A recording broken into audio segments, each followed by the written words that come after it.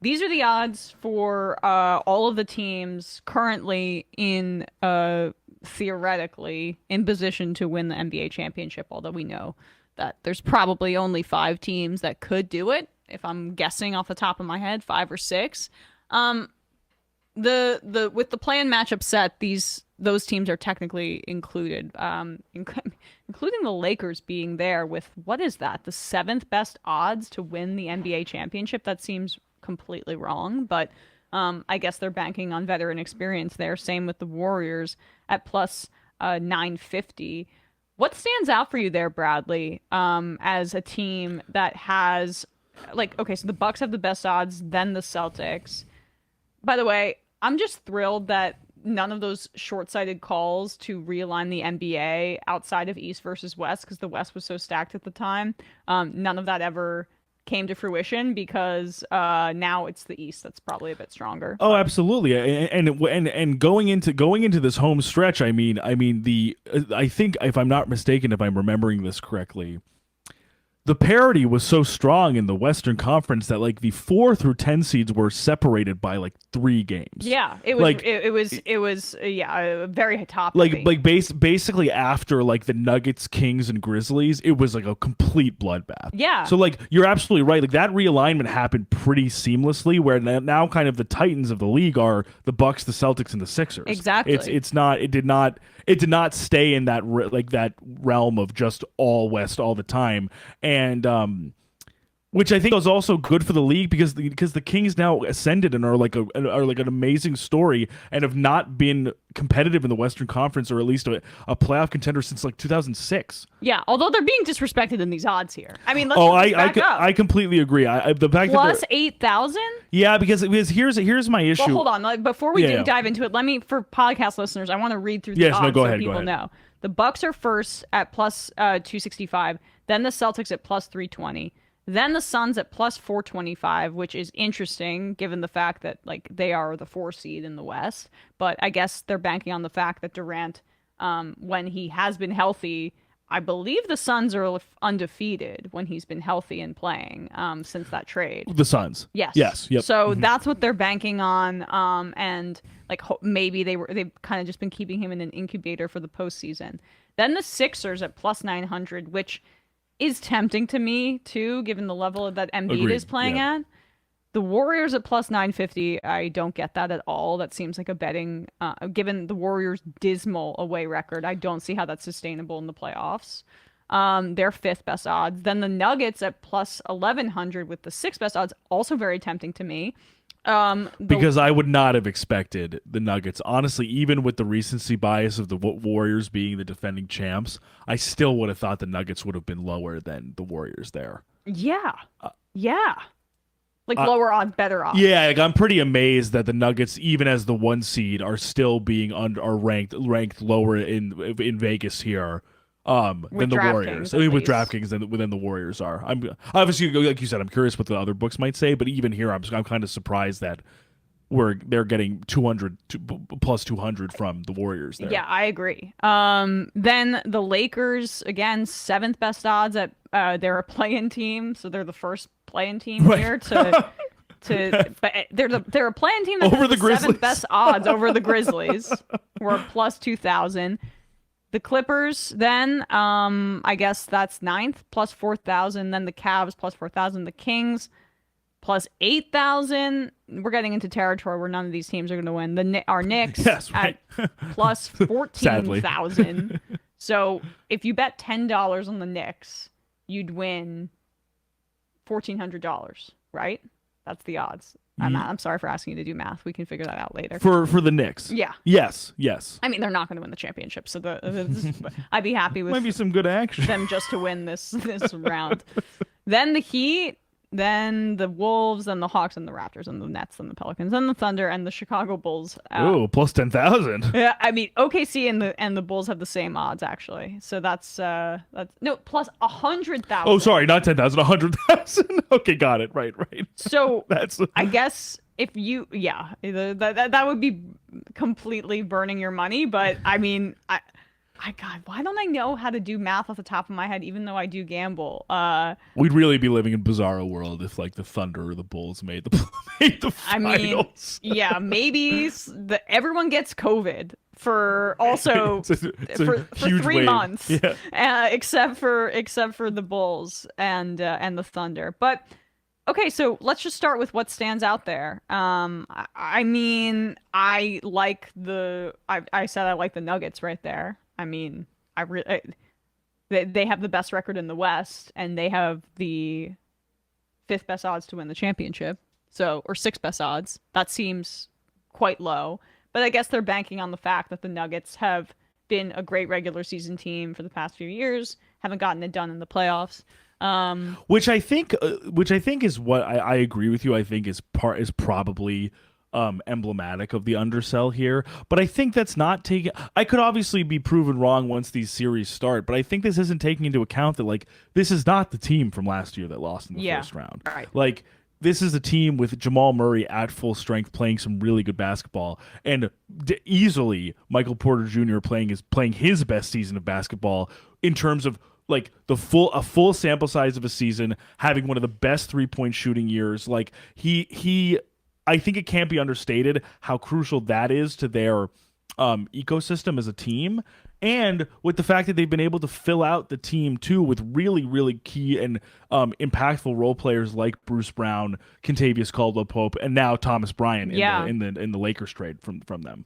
Right. So I mean, I that's why I think they're a more complete team, and they have a much easier path in the West than other teams would. So I think that they're a pretty safe bet if you want to throw, $10 on it. Not advocating for gambling, just saying something that I would do. But it's also just a helpful analysis for to look at the NBA. But I have two kind of hot takes though about some of these odds. Okay. I think the Suns are I think we're giving way too much credit to Phoenix based off a really, really small sample size. Do you think that we're giving too much credit to the Celtics, who have not been as dominant as of late as their record might suggest? If I were to shuffle this a little bit, instead of it being Milwaukee, Boston, Phoenix, Philly, Golden State, I would have it as Milwaukee, Philly, Milwaukee, Philly, Denver, Golden State, Phoenix. Right. And the reason I say that is because, sure, they've been 8-0 since with Kevin Durant playing, but Durant has played 8 games and he injured himself in a warm-up before his home opener. Like, I don't know how completely reliable our faith can be, and I don't want this. I'm just saying based on what we've seen. Durant is 34, coming off 2 really, really significant injuries, and Chris Paul surgical procedures and injuries. And Chris Paul also is in his late 30s as well, and not getting any younger, and could potentially and even did have a health concern in the playoffs last year. Mm-hmm. And so I'm not super confident necessarily the durability of the Suns, which is really, really important. And of course, Devin Booker is phenomenal, and he could potentially be a spark plug to carry them.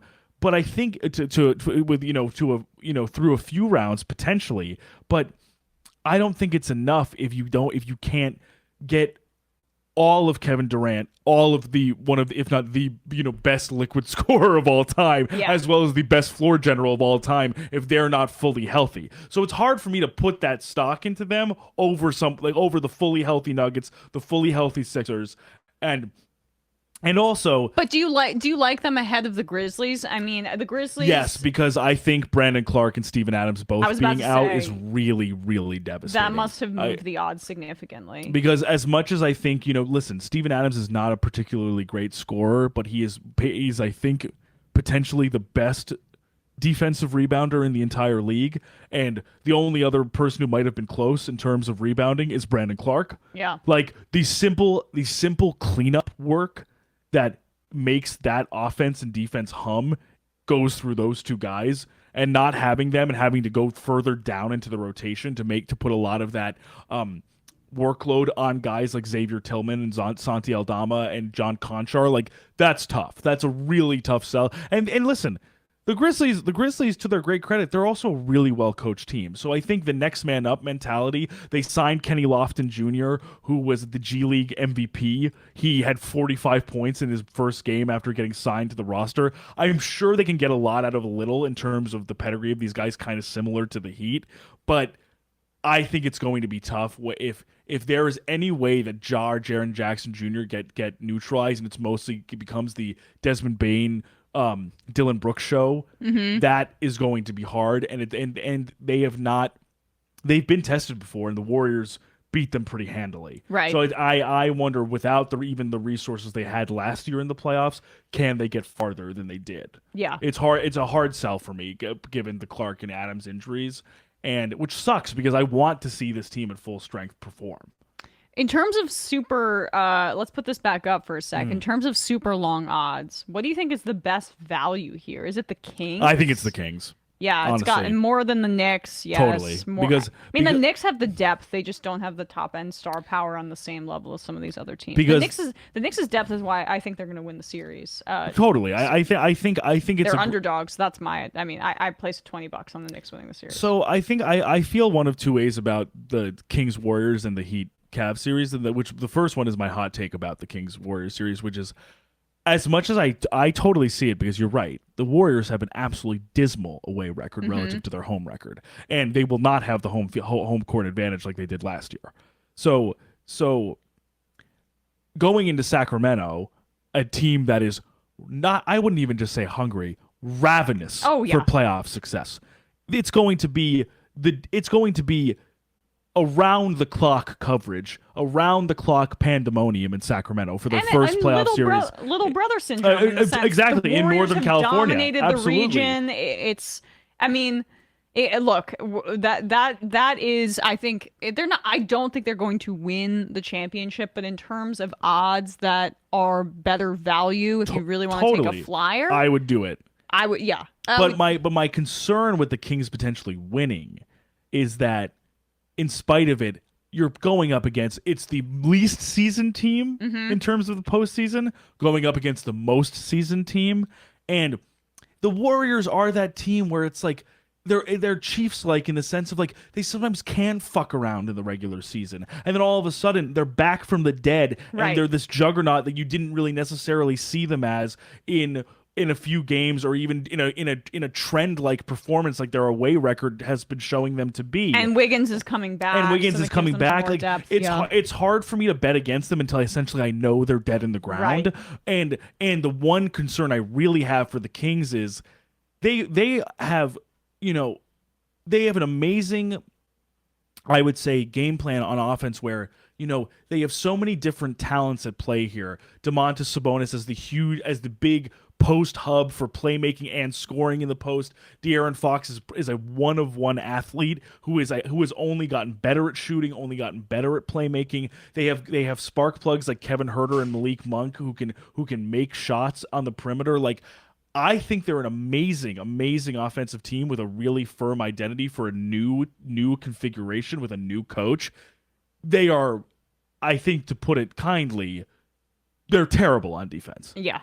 And the issue what I'm really concerned about is the team that is most likely to really shred a bad defense is the one that has Stephen Curry running roughshod over them for 40 minutes a night. Yeah. And a team that may not be able to navigate the screen-setting hell that Steve Kerr and the Warriors put teams through. So my concern is, I think the Kings can make it so that they can get to like 130 points, but if there's a team that I'm worried that gets 132, it's the Warriors. Yeah, exactly. So that's my slight concern there, and which is why I think I'd keep the Warriors odds relatively high.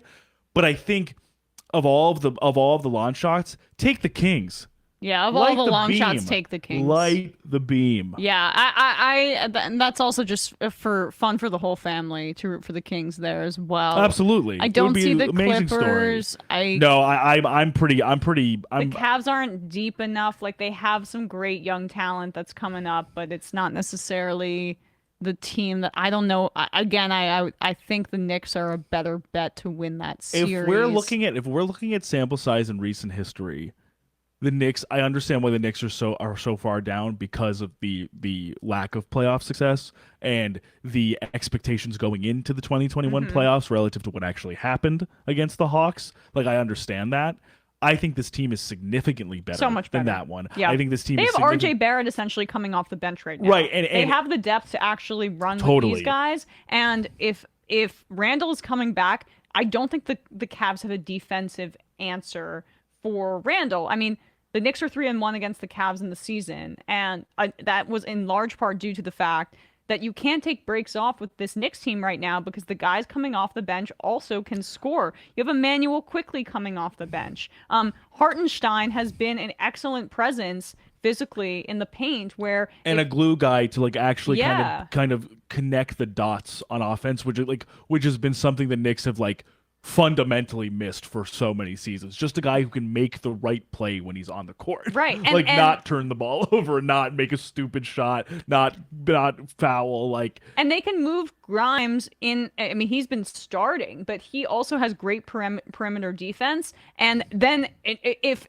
Randall's not playing, like Obi Toppin has been playing incredibly well, and that could give them enough of an opportunity to tread some water until Randall does come back. Although I do think he's going to start on Saturday. It'll have been like 2.5 weeks since his ankle. Which is sort of the prognosis they gave 2 weeks ago. So obviously fingers crossed. But I was saying to you before the show, like comparing the 2021 team and this team, like there was I think Randall aside, there wasn't one player that was playing heavy minutes that was anywhere near as effective or as good as Jalen Brunson is on this current iteration.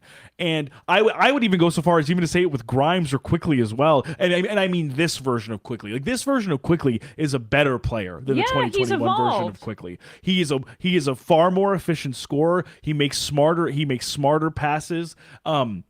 And the other thing I was saying to you is I was basically saying even if potentially Randall is absent for one to maybe let's say 3 games, worst case scenario of the series, if RJ Barrett and Obi Toppin can fill the scoring gap without Randall 20 to 30%, I think it could be enough if we get the best of Jalen Brunson, Quentin Grimes, Mitchell Robinson. Mitchell Robinson. Why am I forgetting of somebody I was just talking about? Did I say Jalen Brunson? Yeah. Oh, I don't know who you're referring to. Who was the other person I was just talking about? Jalen Brunson, Quentin Grimes. Oh, no, Robinson, Emmanuel Quickly.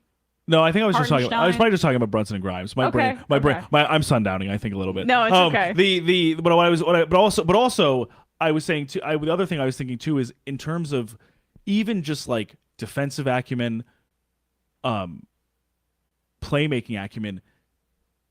Those guys that were filling out the 2021 team were like Alec Burks and Evan Fournier, and Evan Fournier was relied upon to play like significant minutes. He was starting. He doesn't even have to play anymore. He's on the bench, and that was a big, terrible contract that they gave him. But the Knicks are going to be able to clear that out soon. So all that is to say, I just think the addition of Josh Hart is huge. We were talking sort of about that draft that had the Zion draft. And my favorite midseason Knicks acquisition, maybe. In absolutely like 10 years. We were talking about the Zion draft where the Knicks took RJ Barrett and that Cam Reddish was in the top 10, and it's so interesting because like usually you could potentially a 1-for-1 trade like that could be kind of either a loser for both sides or like sort of like it didn't really matter. It's sort of just flotsam, like kind of like bench filling out stuff for a team. Hart has been an extremely impactful presence on this team in terms of upping the intensity, character, motor, absolute defense. Energy. Just like he's diving all around the floor when the games are meaningless. Exactly, he's setting the tone. Balls. He's setting the tone for a team that has desperately needed a tone setter, has desperately needed somebody to dictate the pace, dictate the terms of what this team is supposed to be doing. So, and this is not to disparage the Cavs at all. This is a good team. Donovan Mitchell has been on a heater for the last few months. I love Donovan Mitchell. Jared Allen and Evan Mobley are the twin towers of that team. Mobley has only gotten better on offense. Karis LeVert is a reliable player. Darius Garland is one of the best point guards in the Eastern Conference. Right. This is a good team, but if you go on recency, the Knicks have been able to figure out the Cavs in the last few matchups they've had. Donovan Mitchell has unfortunately he's underperformed in the playoffs before. I'm not saying it's guaranteed, but it could happen again. I just think the Knicks are far, far more set up to be successful than they were when they really came out flat against the Hawks and could only win one playoff I game. agree. This could be our fandom talking, and there is that always like that caveat, the fact that Thibodeau plays his guys into the ground during the regular season, and then teams that are doing 100%. teams that are doing more, load management, then it's a total shock to the having next, a larger rotation, like right, who have been playing the same way the whole year. But I don't know if that matchup holds as. I'm gonna say Knicks in 6. That's my guess. But in terms of who do we think? Okay, we've done we've kind of, I think, covered this pretty extensively. Right now, what's your NBA Finals matchup? Oh my God, it's so hard. I know, right? I kind of want to just go chalk, and like say Nuggets Bucks, because that's the best I feel best about those two teams, and then having the Bucks win. Should I go with like my heat check prediction or like my brain prediction? Brain prediction, then heat check. Okay, my brain prediction is it's probably, I think my brain prediction would be in line with yours, like take chalk, Bucks Nuggets, easiest path, best teams. What I really think in my heart that will happen is Sixers Warriors. You think Harden's gonna finally put it together in the playoffs? I think this is the best team that both Joel Embiid and Harden have been on together. I would take the Sixers above the Celtics to make it to the finals. I think Embiid is playing his best basketball, and he's been the most consistent, even from last year. I think I think they've kind of actually found their playmaking style together, and I think who they have around them and how they've been playing, George Niang, DeAnthony Melton, Tyrese Maxey, if he can literally play 15% more defense, I think this is the best team that they have, and I think they're reversing the curse this year. I think the Doc Rivers curse goes away, the Harden curse goes away. The Sixers make the finals. And I can't bet against the Warriors until they're dead. So I still think the Warriors are going to be in the finals, but I think the Sixers win. I could see Warriors Nuggets Western Conference final. I could totally see that. Which I think would be, although would that really... even physically be? That oh, probably is that can't possible? Happen. That can't happen. I could definitely see a Warriors Nuggets matchup in the sense, like, I could see the Warriors kind of if they beat the Kings, I think they Kings team. Yeah, unless the 7 seed upsets Memphis, which could happen given what's what we've going seen on there. Yeah, so that could be a better. But so you have Bucks Nuggets. Who would you say wins in that? I think the Bucks win. I'm like, I don't know. Sometimes I feel like we're not reckoning with who Giannis is and what he provides for a team, and that he's the best player in the league. No, it's a similar thing with him in terms of where you have a guy like him, where if you basically mortgage, like, okay, Giannis is probably going to score 40 points per game, something like that. Can we make it so that no one else on his team scores? You can't. And it's not nearly as easy as it used to be, because Drew Holiday is playing the best basketball of his life. Yep. And Chris Middleton should be, getting back into season form. And even the rotational guys are exactly what they need. Grayson Allen, the pissant that he is a reliable defender and a reliable shooter. Same with Pat Connaughton. Same with Bobby Portis. Like, all of these guys are literally designed to support Giannis. Yeah. And I guess the reason I say the Sixers is, like, if they meet each other, I really think the only guy who could go shot for shot with Giannis and be as unguardable is Embiid at full strength. Right. Well, yeah. So I would say Sixers win. Okay. All right. And is that your official prediction? Yes, it's my official prediction. Okay. Am I a loser for going with chalk? I think I'm looking at the fucking I think bracket, and I just can't pick any other outcome now. I think both Bucks and Nuggets teams this year are better than anyone I think this Bucks team is potentially better than the championship team. I agree. I think this team is more complete, is more and I would love to see Nuggets team is better than any Jokic team that's made the playoffs. Exactly. I'm serious. Like, I think so. I totally see where you're coming from. I think mine is more of I can't see myself betting against the Warriors yet, and And I'm looking into the camera for this one because I'm serious. If this doesn't happen, I'm never doing this again. I'm never trusting the Philadelphia 76ers with anything else, and you can mark me on that. I've thought, I've bet on them, and I've rooted for them, and I've supported them every year, and they've always let me down. It's never again. If this doesn't work, guys, it's never happening again. Put your money where your mouth is. That's it. I will never predict that they go to the finals ever again. All right, let's see what their conference winner odds are right here. I'm pulling it up on my phone. Conference winners. 76ers. Okay, the Bucks conference winner plus 125, Celtics plus 160. 76ers is at plus 475, which is worse than the odds for the Warriors somehow, even though they have a better odds to win the championship. So I don't really know how that works. But you got to put your money where your mouth is. Put like $10 down on the 76ers to make it to the finals. It's plus 475? Yes. Oh, that's fine. I'll do that. Yeah, are you kidding me? That's good odds. For sure. I'll do it. All right. We don't encourage gambling on this program. We never would do that, okay?